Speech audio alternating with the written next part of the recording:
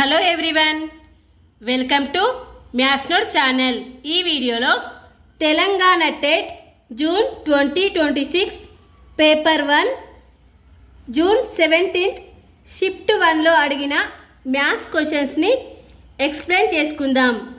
వీడియోలోకి వెళ్ళే ముందు ప్రతి ఒక్కరు కూడా వీడియోని లైక్ చేసి మీ సపోర్ట్ని మాకు అందించగలరు. Let's start our video now. 2a plus 3b minus 5c into a square b minus bc square is equal to ఎంత అని అడిగారు. ఇక మనం వీటిని ఇంటూ చేద్దాం. 2a ఇంటూ ఇది చేద్దాం. 2a into a square into b అంటే 2a ఇంటూ a స్క్వేర్ అంటే a cube b. Next 2a ఇక్కడ ప్లస్ ఉంది, ఇక మైనస్ ఉంది కాబట్టి minus 2a bc square. Next దీంతో చేద్దాం. Plus 3a square b into b square. మళ్ళీ ఇది ఇంటూ చేస్తే minus 3b into b square into c square. మళ్ళీ ఇప్పుడు 5c తోడు చేస్తే మైనస్ 5a స్క్వేర్ bc. ఇక minus into minus plus 5bc cube. ఇక్కడ సేమ్ ఏమైనా ఉన్నాయో చూద్దాం. ఇక్కడ ఏం సేమ్ లేవు కాబట్టి ఇదే కరెక్ట్ ఆన్సర్ అవుతుంది. క్రింది వాటిలో నుండి దత్తాంశంను సూచించుటకు సంబంధించి సరైన వాక్యాలను గుర్తించండి. ఇక్కడ దత్తాంశాన్ని సూచించుటకు ఏ వాక్యాలు సరైనయో అని మనకు ఏబి అని 2 వాక్యాలు ఇచ్చారు. ఫస్ట్ది, పటచిత్రంలో దత్తాంశం యొక్క పౌనపున్యాన్ని సూచించడానికి పటాలను లేదా గుర్తులను ఉపయోగిస్తారు. ఇది కరెక్ట్, ఎందుకంటే పటచిత్రాలు పిక్టోగ్రాఫ్స్లలో మనము పౌనపున్యాన్ని సూచించడానికి డయాగ్రామ్స్ పటాలను లేదా గుర్తులను ఉపయోగిస్తాం. ఇది కరెక్ట్. నెక్స్ట్, ఒక కమ్మి చిత్రంలో కమ్మీల పొడవులు రాశుల పౌనపున్యములను సూచిస్తాయి. ఇది కూడా కరెక్టే. ఒక కమ్మి చిత్రంలో ఇక్కడ కమ్మీలు అనేవి ఈ పౌనపున్యాలను సూచిస్తాయి. ఇది కరెక్టే. కాబట్టి ఇక్కడ కరెక్ట్ ఆన్సర్ ఏదైతే ఏ అండ్ బి 2 సరైనవే అనేది కరెక్ట్ ఆన్సర్ అవుతుంది. త్రిభుజం PQRలో Q వద్ద లంబకోణం కలదు. QS PR పైకి గీయబడిన లంబం. PQ is equal 12 centimetres, QR is equal 9 centimetres మరియు PR ఈజ్ ఈక్వల్ 15 సెంటీమీటర్స్ అయితే QS పొడవు అని అడిగాడు. ఇక్కడ త్రిభుజం PQRలో Q వద్ద లంబకోణం ఉంటుందట. ఇది లంబకోణం అయితే QS అనేది PR పైకి గీయబడిన లంబం. Q నుండి S వరకు ఒక లంబం గీయబడిందట, PR పైకి గీయబడింది.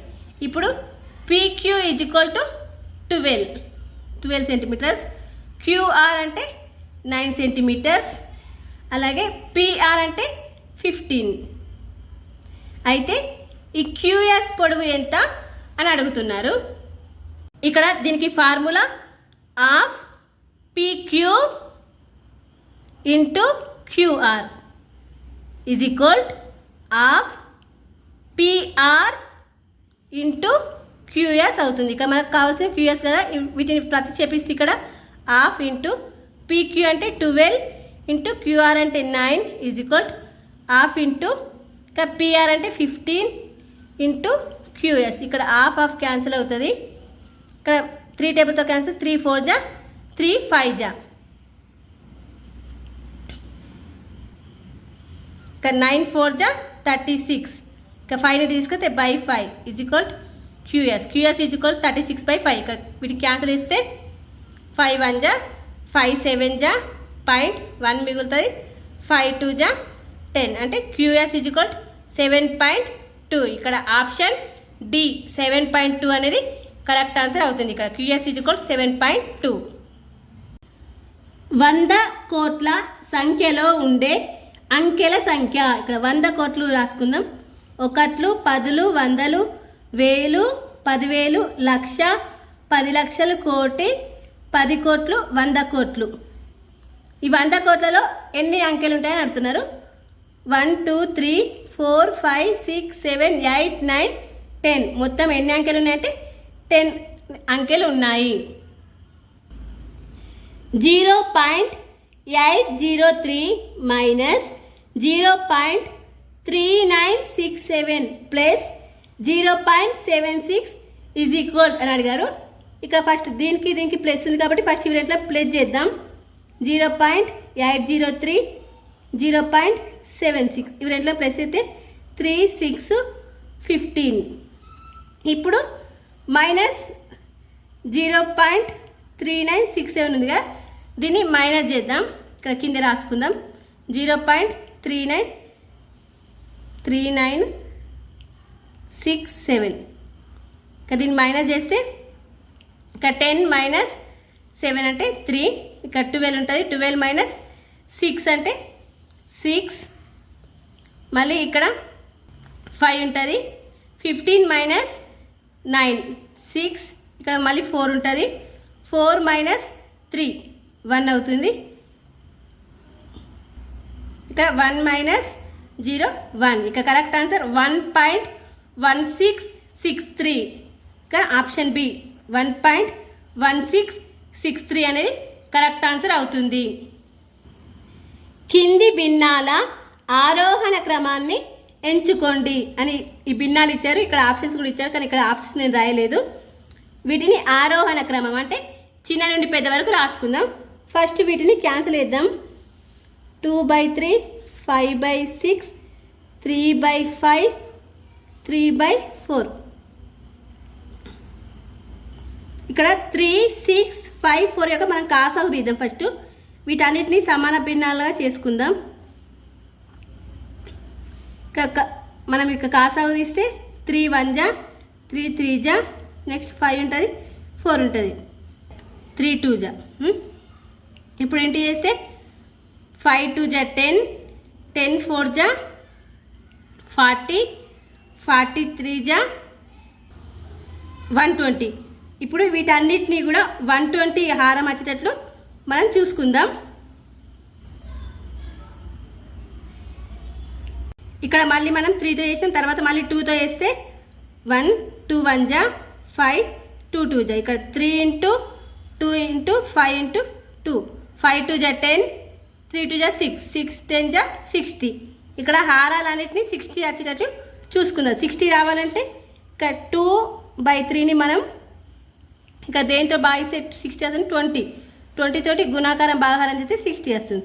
మళ్ళీ ఇక్కడ 5/6ని 10 తోటి గుణాకారం మరి భాగాహారం చేస్తే 60 వస్తుంది. 3/5ని ఇంకా 60 రావాలి అంటే 12 తోటి గుణాకారం మరి భాగాహారం చేస్తే 60 వస్తుంది. ఇక్కడ 3/4ని 15 తోటి గుణాకారం భాగాహారం చేస్తే 60 వస్తుంది. ఇప్పుడు 40/60 50/60 ఇక 36/60 ఇది 45/60. ఇప్పుడు మనం వీటిని ఆరోహణ క్రమంలో రాయొచ్చు కదా. ఇందులో పెద్దది ఫస్ట్ చిన్నది ఇది, తర్వాత ఇది, మూడవది ఇది, తర్వాత నాలుగవది ఈ భిన్నం. అంటే ఫస్ట్ వీటిని ఆరోహణ క్రమంలో రాస్తే 3/5, తర్వాత 2/3, తర్వాత 3/4, లాస్ట్కి 5/6 ఇలా చేయొచ్చు. ఇలా కాకుండా మీరు డైరెక్ట్గా చేయాలంటే ఇట్లా క్యాన్సిల్ వేసి కూడా చేయొచ్చు. 3 డబుల్తో క్యాన్సిల్ వేసి 0.36 జా 18, మళ్ళీ 3 6 జా 18 ఇలా వస్తాయి. మళ్ళీ దీన్ని క్యాన్సిల్ వేస్తే 6 టేబుల్తో క్యాన్సిల్ అయితే 6 0.68 జా 48, మళ్ళీ 2 0 మిగులుతుంది. 6 3 జా 18, మళ్ళీ 2 0 మిగులుతుంది. ఇట్లా 3 0 పోతుంది. మళ్ళీ ఇక్కడ 5 టేబుల్తో క్యాన్సిల్ చేస్తే 5 1 జా 0.6. దీన్ని 4తో క్యాన్సిల్ చేస్తే 4 1 జా 0.4 7 జా 28 4 5 జా. ఇది చూడండి. ఇప్పుడు ఆరోహణ క్రమం అంటే ఫస్ట్ చిన్నది ఇది, తర్వాత ఇది, ఆ తర్వాత ఇది, తర్వాత ఇది, ఇట్లా వేసుకున్నా కూడా ఓకే. అలా కాదు అంటే ఇలా కూడా చేయొచ్చు. ఇలా 2 టైప్స్లో కూడా వేయచ్చు. ఒక త్రిభుజంలో బాహ్య కోణం 120 డిగ్రీస్ మరియు దీని అంతరాభిముఖ కోణాలు 1:2 నిష్పత్తిలో ఉన్నట్లయితే ఆ త్రిభుజం ఒక, ఇక్కడ అది ఏ త్రిభుజం అవుతుందని అడుగుతున్నారు. ఇక్కడ త్రిభుజంలోని బాహ్య కోణం ఇచ్చారు 120 డిగ్రీస్, దానికి అభిముఖ కోణాలు ఇచ్చారు. అభిముఖ కోణాలు 1:2లో ఉన్నాయి. ఇది x అయితే ఇది 2x. ఇక్కడ మనకు బాహ్య కోణం ఈజ్ ఈక్వల్ టు అంతరాభిముఖ కోణాల మొత్తం అని తెలవాలి. బాహ్య కోణం 120 ఈజ్ ఈక్వల్ టు ఈ అంతరాభిముఖ కోణాల మొత్తం. ఇప్పుడు 120 ఈజ్ ఈక్వల్ టు 3x. ఇప్పుడు క్యాన్సిల్ చేస్తే x ఈజ్ ఈక్వల్ టు 40 వచ్చింది. అంటే ఇక్కడ కోణాలు ఏమవుతాయి, ఇది 40, ఇది 80. ఇప్పుడు త్రిభుజంలోని కోణాల మొత్తం 180 కాబట్టి ఇంకో కోణం ఏమవుతుంది, ఇంకా 80 + 40 120, ఇంకా మిగిలిన కోణం 60 అవుతుంది. అంటే ఇక్కడ త్రిభుజంలోని కోణాలు 40, 80, 60 ఉన్నాయి. అంటే ఇది ఏ కోణం అవుతుందంటే అల్పకోణ త్రిభుజం అవుతుంది. ఇక్కడ కోణాలు అల్పకోణాలు ఉన్నాయి కాబట్టి ఇది అల్పకోణ త్రిభుజం. కింది వాటిలో నుండి 3 మరియు 9 రెండిటితోనూ నిశ్శేషంగా భాగించబడే సంఖ్యలను ఎంచుకోండి అని అడిగారు. ఇక్కడ 4 సంఖ్యలు ఇచ్చారు. అవి 3 మరియు 9 రెండిటితోటి కూడా భాగించబడాలట. 3 యొక్క భాగించే సూత్రం ఏమవుతుందంటే అంకెలన్నిటిని, ఇక్కడ ఉన్న అంకెలన్నిటిని ప్లస్ చేస్తే వచ్చిన ఆన్సర్ అది 3 తోటి భాగించబడితే 3తో భాగించబడుతుంది అన్నట్టు. 9 యొక్క భాగించే సూత్రం చూసుకుంటే సేమ్, ఈ అంకెలన్నిటిని ప్లస్ చేస్తే వచ్చిన మొత్తం అనేది 9తో భాగించబడితే ఆ నెంబర్ 9తో భాగించబడుతుందని. ఇక్కడ చూద్దాం. ఫస్ట్ వీటిని ప్లస్ చేద్దాం. 7 + 7 14, 14 + 9 23, 23 + 8 31, 31 + 6 37, 37 + 8 45. ఈ 45 అనేది 3 టేబుల్లో క్యాన్సిల్ అవుతుంది, అలాగే 9 టేబుల్లో కూడా క్యాన్సిల్ అవుతుంది. కాబట్టి ఇది 3 మరియు 9 రెండిటితోటి కూడా నిశ్శేషంగా భాగించబడుతుంది. నెక్స్ట్ చూద్దాం. 4 + 8 12, 12 + 2 14, 14 + 5 19, 19 + 1 20. ఇక 20 అనేది 3 టేబుల్లో రాదు, 9 టేబుల్లో కూడా రాదు. కాబట్టి ఇది రెండిటితోటి కూడా భాగించబడదు. నెక్స్ట్ 3 + 7 10, 10 + 9 19, 19 + 6 25, 25 + 2 27. 27 అనేది 3 టేబుల్లో ఉంటుంది, 7 టేబుల్లో ఉంటుంది. అంటే రెండుతో భాగించబడుతుంది. కాబట్టి ఈ నెంబర్ కూడా 3 మరియు 9తో నిశ్శేషంగా భాగించబడుతుంది. నెక్స్ట్ ఇంకోటి చూసుకుంటే 5 + 6 11, 11 + 4 15, 15 + 8 23, 23 + 7 30, 30 + 9 39. 39 అనేది 3 తోటి భాగించబడుతుంది, కానీ 9 తోటి భాగించబడదు. 9 టేబుల్లో 39 రాదు. కాబట్టి ఇది ఓన్లీ 3తో భాగించబడుతుంది. కాబట్టి రెండిటితో అడిగిండు, కాబట్టి ఇది కూడా కాదు. అంటే ఇక్కడ మనకు ఏ మరియు సి రెండు కూడా 3 మరియు 9తో భాగించబడుతుంది. ఇక్కడ option B A and C అనేది కరెక్ట్ ఆన్సర్ అవుతుంది. ఒక కంపెనీ ప్రతిరోజు 4280 బొమ్మలను తయారు చేస్తే ఫిబ్రవరి 2026 నెలలో తయారైన మొత్తం బొమ్మల సంఖ్య అని అడిగారు. ఇక్కడ 2026 సంవత్సరం సాధారణ సంవత్సరం కాబట్టి ఫిబ్రవరి నెలలో 28 రోజులు ఉంటాయి.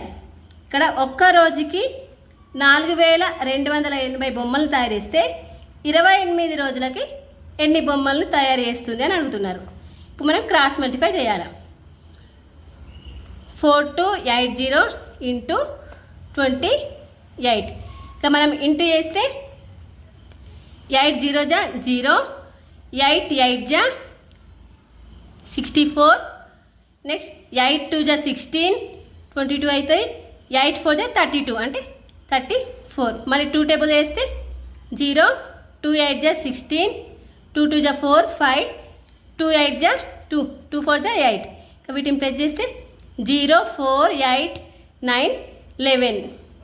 ఇక్కడ ఆన్సర్లో చూసుకుంటే ఇక్కడ ఆప్షన్ ఏ అనేది కరెక్ట్ ఆన్సర్ అవుతుంది. 1,19,840 బొమ్మలను తయారు చేస్తుంది ఫిబ్రవరి నెలలో. 21 నుండి 40 వరకు గల సంయుక్త సంఖ్యల మధ్యగతం అని అడిగాడు. ఇక్కడ 21 నుండి 40 వరకు ఉన్న సంయుక్త సంఖ్యలు రాసుకుందాం. సంయుక్త సంఖ్యలు అంటే ప్రధాన సంఖ్యలు కాని వాటిని సంయుక్త సంఖ్యలు అంటారు. ఇక్కడ 21, 22, 23 అనేది ప్రధాన సంఖ్య అవుతుంది కాబట్టి 24, 25, 26, 27, 28, 29 కూడా ప్రధాన సంఖ్యనే అవుతుంది. తర్వాత 30, 31 కూడా ప్రధాన సంఖ్యనే కాబట్టి 32, 33, 34, 35, 36, 37 ప్రధాన సంఖ్య కాబట్టి 38, 39, 40. ఇప్పుడు 21 నుంచి 40 వరకు గల వీటి మధ్యగతం ఎంత అని అడిగారు. ఇక మధ్యగతం అంటే ఇక మొత్తం ఎన్ని ఉన్నాయి వాటిలో మిడిల్లో ఉండేది మధ్యగతం అవుతుంది. ఇక ఫస్ట్ ఎన్ని ఉన్నాయి చూసుకుందాం. 1 2 3 4 5 6 7 8 9 10 11 12 13 14 15 16 నెంబర్స్ ఉన్నాయి. 16 నెంబర్స్ ఉన్నాయి కాబట్టి ఇక్కడ 8 8th ప్లేస్ మరియు 9th ప్లేస్లో ఉన్న వాటి సగటు మధ్యగతం అవుతుంది. ఇక్కడ 8th మరియు 9th ప్లేస్లో 30 మరియు 32 ఉన్నాయి. వీటి యొక్క సగటు చూద్దాం. 30 ప్లస్ 32/2 వేస్తే ఇక మనకు 62/2 వస్తుంది. ఇక క్యాన్సిల్ వేస్తే 31. 21 నుండి 40 వరకు గల సంయుక్త సంఖ్యల మధ్యగతం 31.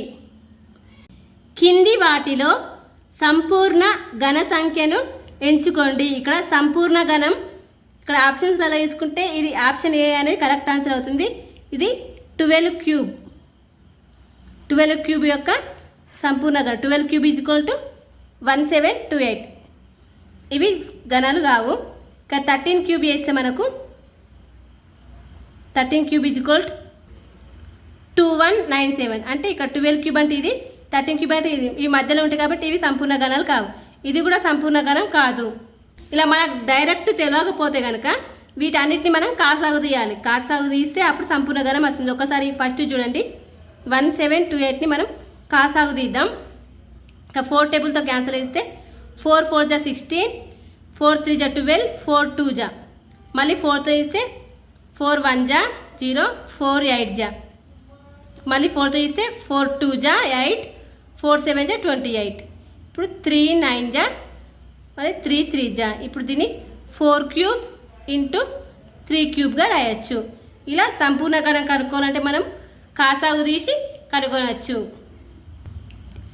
936 whole square minus 64 whole square is equal అని అడిగారు.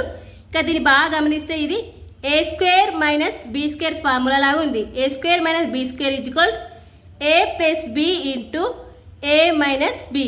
ఇంకా వాటిని అలా రాసుకుంటే 336 ప్లస్ 64 ఇంటూ 336 మైనస్ 64. ఇంకా వీటిని ప్లస్ చేస్తే 1000 వస్తుంది. 1000 ఇంటూ ఇంకా వీటిని మైనస్ చేస్తే 6 మైనస్ 4 2, ఇంకా 13 మైనస్ 6 7, ఇంకా 8 వస్తుంది. 872 అంటే ఇక్కడ వీటిని ఇంటూ చేస్తే 87200. ఇక్కడ ఆప్షన్స్లలో ఆప్షన్ సి అనేది కరెక్ట్ ఆన్సర్ అవుతుంది.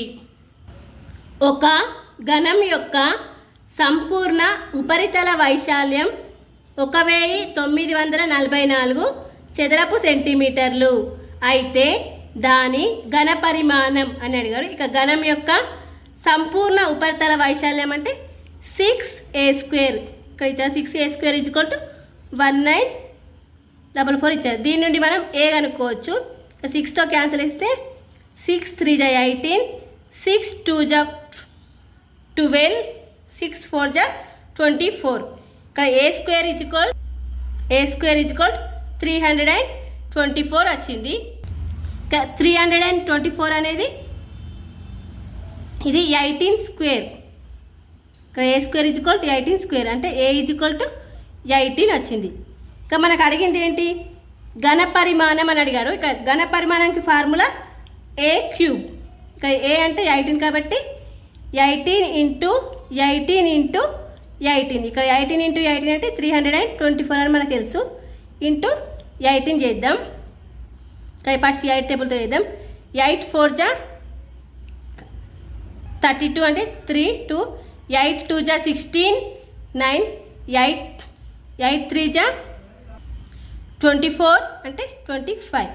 మళ్ళీ 1తో వేస్తే 3 2 4 ఇక 2 13 క్యారీ 1 8 5 5832 అనేది ఘన పరిమాణం అవుతుంది. ఇక్కడ ఆప్షన్ బి అనేది కరెక్ట్ ఆన్సర్ అవుతుంది.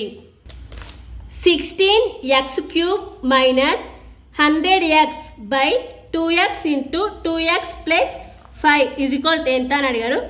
ఇక్కడ మనం ఫస్ట్ 2xని కామన్ తీసుకుందాం. 2xని కామన్ తీసుకుంటే 8x² మైనస్ 15 ఉంటుంది by 2x plus 5.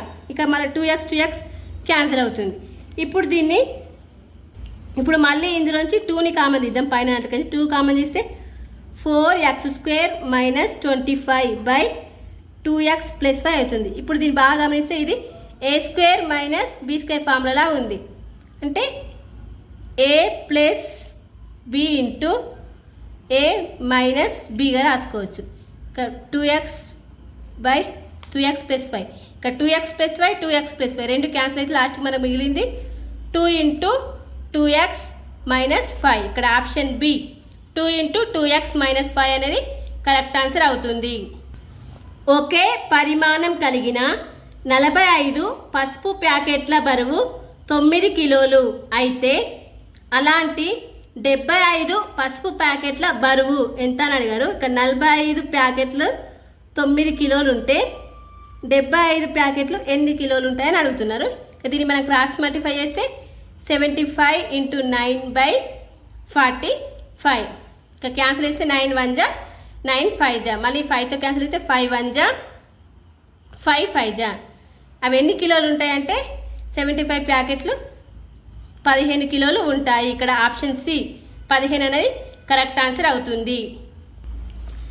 3/0 plus 1/3 into 3³ into 1/2 is equal to ఎంత అని అడిగాడు. ఇక 3/0 అంటే ఇక మనకు formula a/0 is equal to 1 కాబట్టి 3/0 అంటే 1 ప్లస్ 1/3 ఇంటూ 3³ అంటే 3 3 జా 9 9 3 జా 27 ఇంటూ 1/2. ఇక మనం 3 ఇంటూ 1 3 ప్లస్ 1 అంటే 4/3 ఇంటూ 27 ఇంటూ 1/2. ఇక 3తో క్యాన్సిల్ చేస్తే 3 1 జా 3 9 జా 27. ఇక మళ్ళీ దీన్ని 2తో క్యాన్సిల్ చేస్తే 2 1 జా 2 2 జా 4. ఇక లాస్ట్ మనకు మిగిలింది 2 ఇంటూ 9 2 9 జా 18. ఇక్కడ కరెక్ట్ ఆన్సర్ 18. ఆప్షన్ డి అనేది కరెక్ట్ ఆన్సర్ అవుతుంది.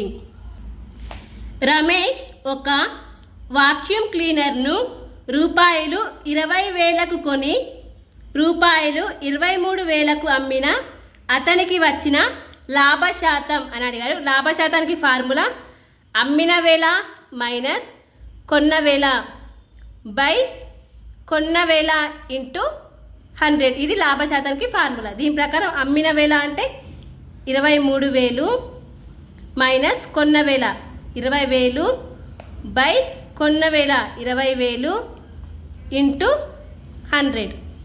ఇక్కడ 23,000 మైనస్ 20,000 అంటే 3,000 బై 20,000 ఇంటూ 100. ఇక్కడ క్యాన్సిల్ వేసుకుంటే ఈ 2 zeros క్యాన్సిల్ మళ్ళీ ఈ 2 zeros క్యాన్సిల్ మళ్ళీ 2తో క్యాన్సిల్ చేస్తే 2 1 జా 2 15 జా. ఇక్కడ వచ్చిన లాభశాతం 15%. ఇక్కడ ఆప్షన్ డి 15% అనేది కరెక్ట్ ఆన్సర్ అవుతుంది. కింది వాటిలో 2 సౌష్టవరేఖలను మాత్రమే కలిగి ఉన్న ఆకారాన్ని ఎంచుకోండి. కేవలం 2 సౌష్టవరేఖలు కలిగి ఉన్న ఆకారం ఏదో చూద్దాం. ఇక దీర్ఘచతురస్రం చతురస్రం సమద్విబాహు త్రిభుజం వృత్తం ఇచ్చాడు. ఇక చతురస్రానికి మనం చూసుకుంటే ఇలా 2 సౌష్ఠవాలు మాత్రమే ఉంటాయి. చతురస్రం దీర్ఘ చతురస్రానికి 2 ఉంటాయి. చతురస్రానికి తీసుకుంటే 1 2 3 4 ఇలా 4 ఉంటాయి. అలాగే సమద్విబాహు త్రిభుజానికి 1 మాత్రమే ఉంటుంది. వృత్తానికి అనంతం అనేకం ఉంటాయి. కాబట్టి ఇక్కడ అడిగింది ఏమో ఓన్లీ 2 సౌష్ఠవ రేఖలు దేనికి ఉంటాయి అన్నాడు. కాబట్టి దీర్ఘ చతురస్రం అనేది కరెక్ట్ ఆన్సర్ అవుతుంది. 2 భిన్నాల లబ్ధం 4/21. దానిలోని ఒక భిన్నం 3/7 అయితే రెండో భిన్నం అని అడిగాడు. ఇక్కడ ఒక భిన్నం 3/7, ఇంకో భిన్నం ఏదో మనకు తెలియదు. వాటి లబ్ధం అంటే వాటిని ఇంటూ చేస్తే 4/21 వస్తుందట. ఇక మనం వీటిని డైరెక్ట్ క్యాన్సిల్ చేస్తే 7 1 జా 7 3 జా 21. ఇక్కడ x ఈక్వల్ టు ఇక్కడ ఈ 3ని ఇటు తీసుకొస్తే బై అవుతుంది. కాబట్టి 4/3 × 3 అంటే 9 అవుతుంది. 4/9. ఇంకో భిన్నం 4/9. ఒక తీగను మలిచి 35 సెంటీమీటర్ల వ్యాసార్థం గల వృత్తాన్ని ఏర్పరిచారు. ఒక తీగని మలిచి 35 సెంటీమీటర్ వృత్తాన్ని ఏర్పరిచారు. 35 సెంటీమీటర్ వ్యాసార్థం అంటే మరలా అదే తీగతో ఒక చతురస్రాకారాన్ని తయారు చేసిన ఆ చతురస్రం యొక్క భుజం పొడుగు. మళ్ళీ అదే తీగని తీసుకొని చతురస్రాకారం తయారు చేసినట. అంటే ఇక్కడ మనకేంది వృత్త పరిధి ఈజ్వల్ టు ఈ చతురస్రం యొక్క చుట్టుకొలత 2πr = 4a అవుతుంది. ఇప్పుడు మనకు చతురస్రం యొక్క భుజం అడిగాడు. ఇక మనకు కనుక్కుంటే 2 × π అంటే 22/7 ఇక్కడ r అంటే మనకు 35 అని ఇచ్చారు. 35 = 4a. ఇక్కడ 7 1 జా 7 5 జా 2 2 జా మళ్ళీ 2 1 జా 2 11 జా. ఇక్కడ a = 11 × 5 55 వస్తుంది. a = 55. ఇక్కడ ఆప్షన్ డి 55 అనేది కరెక్ట్ ఆన్సర్ అవుతుంది. దత్తాంశం 15, 23, 8, x + 6, 25, x, 5, 10 యొక్క సగటు 16.5 అయితే x విలువ అని అడిగాడు. ఇక్కడ సగటు అంటే రాశుల మొత్తంపై రాశుల సంఖ్య. ఇక్కడ రాశులను ప్లస్ చేస్తే 15 + 23 + 8 + x + 6 + 25 + x + 5 + 10 బై రాశుల సంఖ్య 1 2 3 4 5 6 7 8 రాశుల మొత్తంపై రాశుల సంఖ్య 16.5 అని మనకి ఇచ్చారు.